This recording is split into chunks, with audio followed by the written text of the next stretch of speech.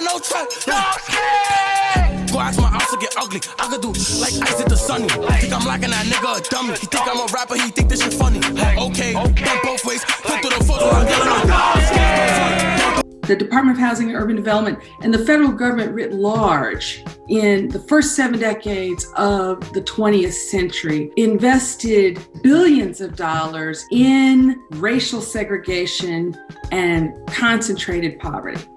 Each time this country created a peculiar institution that subordinated Black people, slavery, Jim Crow, it created and dismantled it. They replaced it with another one. Once redlining and discrimination in lending and housing became illegal in 1968, we didn't rejigger all of the property values that had been directly related to redlining, which put a premium on white communities and put a much lower property value rate on Black communities. It's not like we started from scratch and equalized all of these property values. We just continue to watch white communities accumulate more and more wealth and Black communities be deprived. And of course, that's going to impact how schools can be funded. The outcomes for white testers, we see that about 34% of whites with no criminal record received a callback or job offer, compared to just 17% of whites with a criminal record.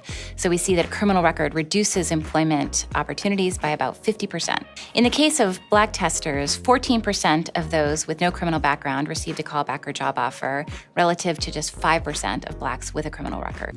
Nicole, tell our girl how redlining has impacted education. We get most of our school funding through local property tax. That meant that Black cities cannot produce as much money as white suburbs, which can tax at a very low rate on high property tax. And so you see vast disparities between how suburban schools that serve lots of white kids are funded and urban schools that serve lots of Black and Latino kids are funded. And that all goes back to the legacy of redlining. On November 10th, 1898, over 2,000 armed white people descended on Wilmington City Hall and forced Black and white elected officials to resign in a coup.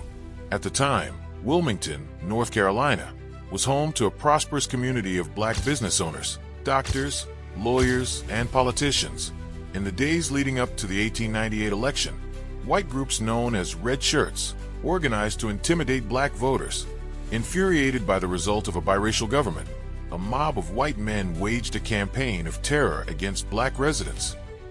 In Los Angeles, agents forged letters using cartoons and insults to incite a gang war between the Black Panthers and a rival group called the U.S. Organization.